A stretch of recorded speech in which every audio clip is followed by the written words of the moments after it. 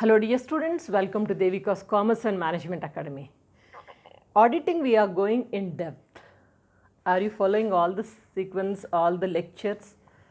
I have prepared already playlist. So in the playlist you can see all the videos. Now today we'll see audit program types, different types of audit program and also different types of audit, different types of how to do the audit program. So different types of audit program, how to plan, this we are going to focus, okay. So first we will see audit types. Types of audit program. There are typically two types of audit programs are there. You can say it as a type 1 and a type 2. In type 1 you can say fixed audit program, flexible audit program. As we have learned about the capital, fixed capital, flexible capital or working capital. In the same way here also fixed audit program, flexible audit program. As the name is suggesting that audit program fixed means once if you fix this audit program, it cannot be changed. It will be always permanent, means they have to follow every time the same one only. Okay, that's about the fixed audit program. Whereas flexible audit program, once if you prepare this program, audit program, in meanwhile when you find that some changes are required, you want to make some kind of amendments or any kind of changes, that you can do it in this flexible audit program. So most of the time auditors will prefer for this flexible audit program because they may forget something, they want some kind of changes according to the situation, according to the auditing work, they want some changes, that they can do it in the flexible audit program. But in fixed it is not possible. That is why most of the auditors will prefer to go for flexible audit program. This is one type of audit program, okay. And another type of audit program, type 2 you can say. Type 2 is here once again divided in two parts. Audit program for independent audit. Independent audit. Independent audit means the auditor has come from outside. He is an independent. He is not influenced by someone. So he has to do his work independently and he has to go. So that is, we call it as a audit program for independent audit. Auditor will prepare this audit program according to his requirement, according to his comfortability, according to the structure and according to the work of the company. And once if he observe everything, he will be preparing this. This audit program is going to follow by the audit staff, senior staff and junior staff we have learned already. So this is about the audit program for independent audit. Second one is that audit program for internal audit. Internal audit means most of the companies, they appoint some auditors, internal auditors. So those who are appointed as an internal auditors, so they will be preparing audit program, that is we call it as a audit program for internal audit. Why internal audit? Where organization is very huge. When organization is very huge, in that cases they need some kind of internal audit, means the accounts are preparing by accounts department and immediately some other department, means another people are appointed to check the transactions, that is internal auditing. So for internal auditing program also they can prepare, that is why we call it as the internal audit program, audit program for internal audit. So this is separate, this is separate, both are different, right. So in the type 1 we have discussed about fixed audit program or flexible audit program. Type 2 we have audit program for independent audit, audit program for internal audit. Am I clear? Now we will see that how we can prepare this audit program. Audit program for some of the transactions separately. Audit program for cash, audit program for purchases, audit program for purchase returns, and audit program for sales, audit program for sales returns, audit program for any other typical transaction like salaries, wages or stock, anything. Separately they can prepare audit program. Are you getting it? That is, we call it as a examples of an audit program. So I have taken here total 4 examples: audit program for cash, audit program for purchases or audit program for purchase returns, Audit program for sales or audit program for sales returns, audit program for salaries or audit program for wages separately. You can prepare n number of audit programs according to the need and requirement. Now right now we are going depth in of audit program for cash. Only cash transactions I want to prepare audit program. You know that what is cash transaction? Cash transaction will be always in the cash book. Did you remember cash book? Single column cash book, double column cash book, triple column cash book. We have already prepared it. So only the cash transactions, checking up the transactions, cash transactions, I am preparing audit program. How to prepare audit program? Just recollect that cash book, automatically you will get inside matter. Cash is mainly based on the cash book. Cash book is we write all the receipts on the debit side and payments on the credit side.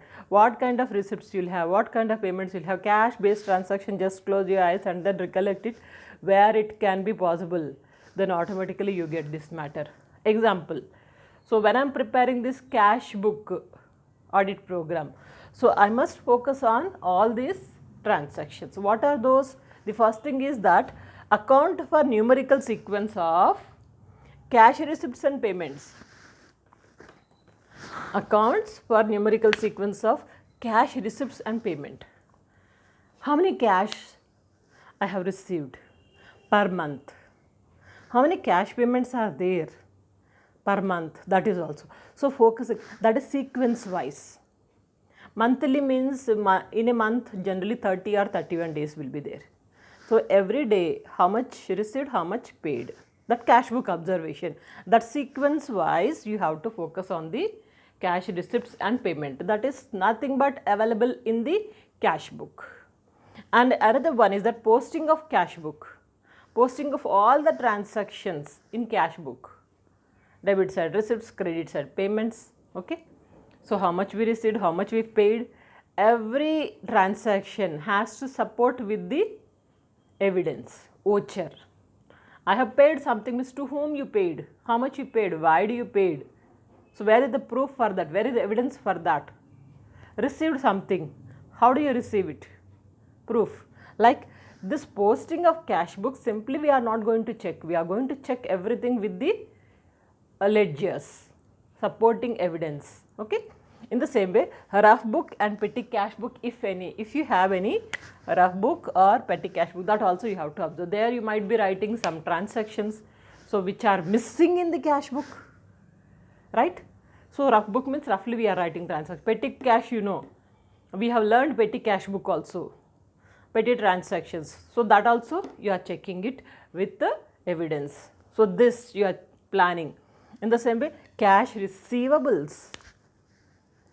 Cash receivable, to be receivable, say rent receivable, dividend receivable, not received, receivable, going to receive it.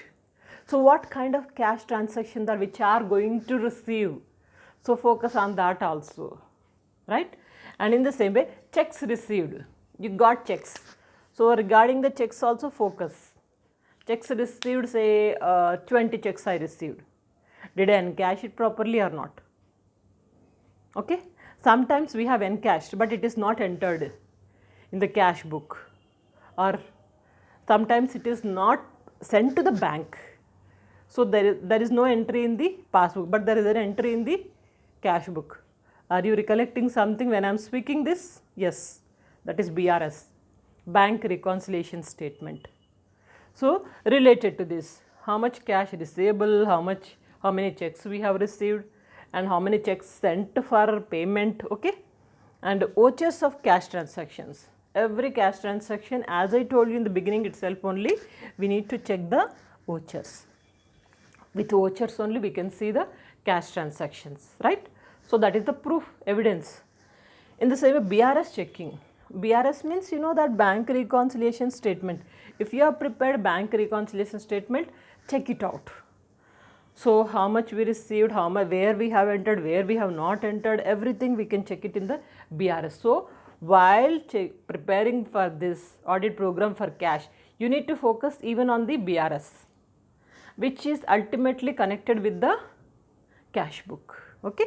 So BRS checking, bank reconciliation statement. Okay. In the same way, direct receipts and payments in bank account. In bank, sometimes direct transactions are there, direct receipts and direct payments. Direct receipt, direct payment in the bank itself means there will be no entry in the cash book. Such kind of transactions makes difference, as we have learned in the BRS. Okay, those kind of transactions also we have to focus in the audit program. Direct receipts and direct payments in the bank book. And next one, personal accounts. Check out the personal accounts also. And in the same way, check other important files and vouchers related to cash book. Related to the cash book, other important vouchers, anything is related to that. If we left anything, so that also you need to focus. So this is about the audit program for cash. In the same way, audit program for purchases, separately you can prepare. In the same way, purchase returns, or together also you can prepare audit program for purchases. How do you prepare audit program for purchases? I did not write it in depth. I am leaving it to you. How do you prepare? As we have focused so many transactions, in the same way, here also you can prepare it. Here we are saying purchases, purchase returns. When we are purchasing anything, definitely there will be some evidence, purchase check or any number will be there, voucher will be there. So with the support of that, you have to check it. In the same way, whenever you are sending it back, returns, so that also you have to check it. So that is about purchase and purchase returns, and you can focus purchase cash book what we have entered, and also in the purchase book how much we have entered, is it tallying or not, check out the proof also. And there may be some kind of credit purchases. Credit purchases, where do you find? Purchase book. Check out with the purchase book. Means when you wanted to prepare audit program for purchases, there may be cash purchases, credit purchases. Cash purchases, where do you find? Cash book. Credit purchases, purchase book. And purchase returns also you will be finding, right? So that you can plan it. In the same passion, audit program for sales. Audit program for sales. When you are selling the goods, you might be giving some receipt. So that receipt itself is the evidence, or it is going to work as a proof. So that you have to check it out. And here also once again you will find cash sales and credit sales. Cash sales, where do you find? Always in the cash book. And credit sales, you will find it in the sales book. So both the books you will be checking out, and at the same time when you are selling the goods, anything is returned, how much is returned, what is the price, when we have received, does it matching with our records or not, that everything you have to check it in this audit program for sales or sales returns. In the same way, another important transaction is that salaries and wages. So audit program for salaries and wages. So how they are paying the salaries? Let's focus seriously. Now here you have to see a few things. How many employees are there? Out of employees, how many workers are there? Employees are different, workers are different. Workers you will find it in the factory. Employees you will find it in the office. Okay. How many employees, how many workers? What is the wages system? What is the salary system? So that system you have to find out, and how much they are getting. And there you can focus on important things like sometimes salaries are less or more, maybe some cuttings. Why there is some cutting in the sense deductions. So is it due to loss of pay or due to negligence or any penalty? All these things he has to observe, and for that he can prepare separately audit program for salaries and wages, or audit program for salaries separately, audit program for wages separately. It depends on the organization. If the organization is huge, then separately, otherwise together he can prepare. If organization is tiny, a small organization, need not to go for audit program for purchases, audit program for sales, all these things are not required. Simply you can prepare one audit program, that will be sufficient and more than enough. Hope I am clear about audit program. Take out screenshot or note down.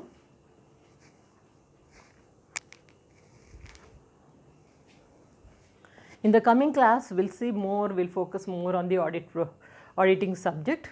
Different topics you are going to find. Anyway, I'll complete the entire subject. This is the assurance from my side. Stay connected. Don't forget to share these videos, because with lots of time and energy, I'm preparing especially for you all at the rate free of cost. So, share it, use it, and just to plan your career. I want to see you in a very good position. Use it and also prepare well. Throughout the semester, before exam, just revise it. See you in the next class. Good luck.